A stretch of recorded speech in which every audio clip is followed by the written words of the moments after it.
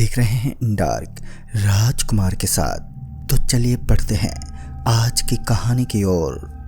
दोस्तों, कहते हैं हर खौफनाक रास्ते की अपनी एक कहानी होती है। आज की कहानी मध्य प्रदेश के रहने वाले शुभम की है, जो एक रात टैक्सी चलाते हुए ऐसे सच से टकरा जाते हैं जिसके बाद कोई वहां से लौट कर नहीं आता। आगे की कहानी को बेहतर ढंग से समझने के लिए उन्हीं के नज़रिए से जानते हैं। दोस्तों, मेरा नाम शुभम है और मैं मध्य प्रदेश के एक छोटे से गांव का रहने वाला हूं। ये बात आज से करीब 3 साल पहले की है, जब मैं दिल्ली में रहकर अपने कॉलेज की पढ़ाई कर रहा था। मेरे माता पिता ज़्यादा अमीर नहीं थे, जिस वजह से मुझे भी अलग अलग काम ढूंढने पड़ते थे ताकि मैं अपने कॉलेज के खर्चे को कुछ हद तक मेंटेन कर सकूं।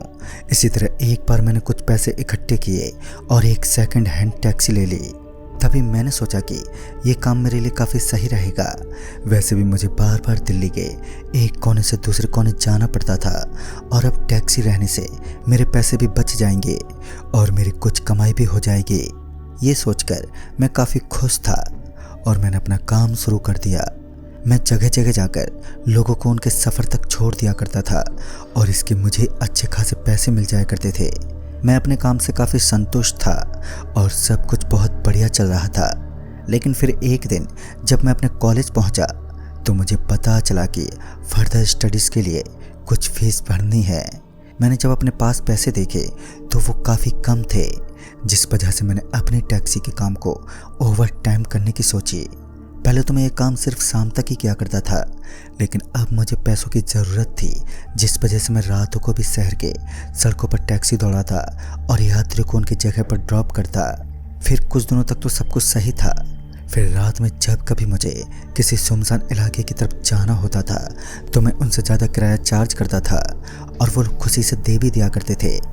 एक मनोज दिन की बात है, जब मैं अपने घर से खाना खाने के बाद टैक्सी लेकर अपने काम के लिए रवाना हुआ। अब बड़े शहर में समय का पता नहीं चलता और इसी बीच रात के 9:30-10 का समय हो चला था। उस दिन जब मैं रात को अपने घर लौट रहा था तभी मुझे मेरी टैक्सी के सामने थोड़ी दूर पर एक लड़की खड़ी दिखाई दी। उसने मुझे टैक्सी रोकने को कहा, जिस पर मैंने टैक्सी को धीमे करते हुए उसके पास ले जाकर रोक दिया। उस लड़की ने मुझे देखा और फिर उसने मुझे एक एड्रेस बताया जो कि यहाँ से करीब 20 किलोमीटर की दूरी पर था। लेकिन वो रास्ता पूरी तरह से सुनसान था और रात को मैं कभी उस रास्ते पर नहीं गया था, जिस वजह से मैंने पहले तो एक पल को सोचा कि उसे मना कर दूं। लेकिन फिर मैंने देखा कि वो लड़की अकेली थी और उसे इस वक्त कोई दूसरी टैक्सी मिलना बहुत ही मुश्किल था। फिर मैं ना चाहते हुए भी उसके दिए गए एड्रेस पर उसे छोड़ने के लिए मान गया। उस लड़की ने भी मुझे मेरे किराए के बदले 5 गुना किराया देने का वादा किया, जिससे कि मैं काफ़ी खुश हो गया। फिर वो लड़की मेरे साथ फ्रंट सीट पर बैठ गई। मुझे ये बात थोड़ी अजीब लगी क्योंकि अक्सर लड़कियां पीछे की सीट पर जाकर बैठती हैं, लेकिन उस लड़की ने आगे की सीट पर बैठते हुए ज़रा सा भी संकोच नहीं दिखाया। मैंने जब उस लड़की के चेहरे की तरफ देखा तो उस लड़की के चेहरे पर कोई भी हाव भाव नहीं थे। मैंने फिर ज़्यादा ध्यान नहीं दिया और ज़्यादा किराए के लालच में गाड़ी को स्टार्ट करके एड्रेस की तरफ जाने लगा। फिर थोड़ी दूर जाते ही मुझे एक लड़के ने टैक्सी रोकने का इशारा किया। मैं जैसे उसके पास अपनी टैक्सी की रफ्तार को धीमी करते हुए पहुंचा तो उस लड़के ने मुझे बताया कि उसे भी उसी तरफ जाना है। तो मैं ये सुनकर और भी ज़्यादा खुश हो गया और उस लड़के से पीछे बैठ जाने को कहा। वो लड़का खुशी खुशी जाकर पीछे वाली सीट पर चुपचाप बैठ गया और अपने फ़ोन में कुछ देखने लगा। मैंने वापस से गाड़ी को स्टार्ट किया और एक बार फिर से मैं आगे जाने लगा। उस रात के करीब 10:30 बज रहे थे और वह सड़क पूरी तरह से सुनसान थी, जिस वजह से मैं अपनी गाड़ी को काफ़ी रफ्तार से आगे की तरफ बढ़ाए जा रहा था। आसपास पूरी तरह से अंधेरा पसरा था। मैंने खिड़की खोल रखी थी, जिस वजह से मुझे मेरे चेहरे पर ठंडी ठंडी हवाएं महसूस हो रही थी। रात को ये सब कुछ बहुत ही अच्छा लग रहा था। ऐसा लग रहा था जैसे पूरे दिन भर की थकावट मिट गई हो। मैं बाहर की तरफ इधर उधर देख रहा था, लेकिन मुझे मेरे आसपास कोई भी चीज़ दिखाई नहीं पड़ रही थी। इतने अंधेरे में मुझे बस मेरी टैक्सी की हेडलाइट के भरोसे आगे जाना पड़ रहा था। मैंने अपनी टैक्सी से अभी थोड़ी दूर तय की ही थी कि तभी मेरी नज़र मेरे बगल वाली सीट पर गई। उस सीट को खाली देखकर मैं तो एकदम से सहम गया। ऐसा लग रहा था जैसे अचानक से किसी ने मुझे करंट का जोरदार झटका दे दिया हो। इससे पहले कि मैं कुछ समझ पाता कि तभी पीछे से मुझे आवाज़ आई, मैं यहाँ हूँ शुभम। ये बात सुनते ही मैं एकदम से चौंक गया और मैंने अपनी गाड़ी की रफ्तार थोड़ी धीमी की और मैं पीछे देखने लगा। वो लड़की अब मेरे पीछे वाली सीट पर बैठी थी। मैंने एकदम से पूछा कि तुम पीछे वाली सीट पर कब गए और तुम्हें मेरा नाम कैसे पता? जिस पर उस लड़की ने मेरी आंखों में देखते हुए कहा, मुझे सबका नाम पता है और मुझे ठंड लग रही थी इसलिए मैं यहाँ पीछे वाली सीट पर आ गई। फिर मैंने जब उस लड़के को देखना चाहा जो कि मेरी गाड़ी के पीछे वाली सीट पर बैठा हुआ था तो वह लड़का मुझे कहीं नजर ही नहीं आया। जब मैंने ठीक से देखा तो मैंने पाया कि वह लड़का अपनी सीट पर ही अजीब तरीके से सो चुका था। तभी मुझे लगा कि शायद से वह लड़का काफ़ी ज़्यादा थक गया होगा इसलिए वह सो गया है।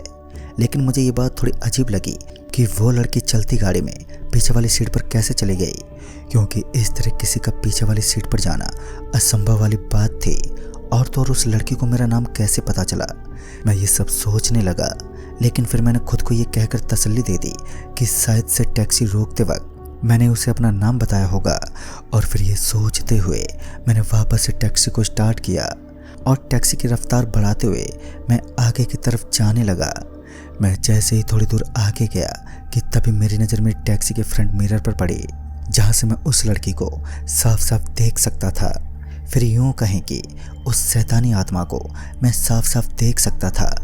उसे देखकर मैं एकदम से सहम गया और फिर मैंने जैसे पीछे देखा तो वो लड़की मुझे ही घूरे जा रही थी। उस लड़की के चेहरे पर एक अजीब सी डरावनी मुस्कुराहट थी। वो लड़की सामने से देखने में तो एकदम सिंपल लग रही थी, लेकिन उस लड़की की परछाई से ये साफ साफ मालूम पड़ रहा था कि वो कोई लड़की नहीं बल्कि कोई शैतानी आत्मा है। और फिर मैं डरते डरते बाहर की तरफ देखने लगा। वैसे भी इस रास्ते के बारे में कहा भी जाता है कि ये रास्ते रात के समय बिल्कुल भी सही नहीं है। इस रास्ते पर रात को कभी भी गाड़ी नहीं रोकनी चाहिए। तभी जैसे ही मैंने अपने फ्रंट मिरर से पीछे की सीट की तरफ देखा तो मैं उस नज़ारे को देखकर दहल गया। वो लड़की अब तक उस लड़के के शरीर के टुकड़े कर चुकी थी और वो लड़की उस लड़के के सिर को मेरे आंखों के सामने ही बदन से अलग करके उसे बड़े ही चाव से खाने लगी। दोस्तों, ये सब देखकर मैं बुरी तरह से घबरा गया और मुझे कुछ भी समझ नहीं आ रहा था कि आखिर अब क्या किया जाए। फिर मैंने किसी तरह खुद को संभालते हुए गाड़ी को चलाता रहा और फिर तभी मुझे एक रोशनी की किरण दिखाई पड़ी। वो रास्ता अब अपनी चरम सीमा पर था। जल्द ही मैं उस सुनसान से रास्ते को ख़त्म करके शहर की दूसरी ओर पहुंचने वाला था। मेरे चेहरे पर मौत से बच निकलने वाले भाव आने ही वाले थे कि तभी कुछ ऐसा हुआ जो नहीं होना चाहिए था। मेरी टैक्सी अचानक से बंद पड़ने लगी।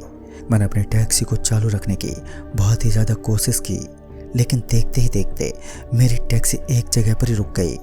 इस बात से अब मैं पूरी तरह से घबरा गया और फिर मैंने डरते हुए अपने फ्रंट मिरर से उस लड़की की तरफ देखने लगा, जहां वो लड़की अब भी उस लड़के के मांस को खाने में लगी हुई थी। उस लड़की का चेहरा पूरी तरह से खून से सन चुका था। उस लड़की को इस तरह किसी इंसान का मांस खाते देख मैं सुन्न पड़ गया। वो लड़की उस इंसान का मांस खा रही थी जिसे मैंने कुछ समय पहले ही अपनी टैक्सी में बिठाया था। अब मैं ये सब देखकर खुद को संभाल ही रहा था कि तभी फिर अचानक से उस लड़की ने अपनी नज़र मेरी तरफ की और मुझे देखकर वो एक डरावनी हंसी के साथ बुरी तरह से हंसने लगी। उसने इस तरह मुझे देखा कि मैं अपने खौफ को काबू नहीं कर पाया और मैंने अपनी टैक्सी के दरवाजे को खोलकर उस रोशनी की तरफ भागने लगा। लेकिन फिर तभी मुझे ऐसा महसूस हुआ जैसे कि मेरे आसपास कई रूहें मौजूद हों जो मुझे उस रास्ते से बचकर रोशनी तक पहुंचने से रोकना चाह रही हों। मेरे दिल की धड़कनें अब तक अपनी पूरी रफ्तार से धड़क रही थी और फिर तभी मुझे ऐसा लगा जैसे कि किसी ने मेरे पैरों को पकड़ रखा हो। मैं जैसे ही डर के मारे अपने पैर को देखने के लिए अपनी आंखें नीचे की कि अचानक से मुझे एक जोरदार झटके के साथ उस लड़की ने मुझे नीचे खींच लिया और मैं थोड़ी दूर जा गिरा।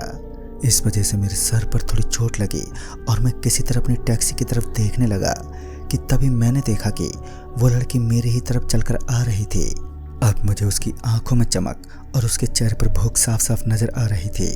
उसे इस तरह मेरी तरफ आता देख मैं डर के मारे खुद को किसी तरह घसीटते हुए उससे दूर हटने लगा। मैं अपने आप को ज़मीन से उठाने की कोशिश करने लगा, लेकिन मुझे ऐसा लग रहा था जैसे कि किसी ने मेरे पूरे शरीर को इतना भारी कर दिया हो कि मैं खुद को सही से हिला भी नहीं पा रहा था।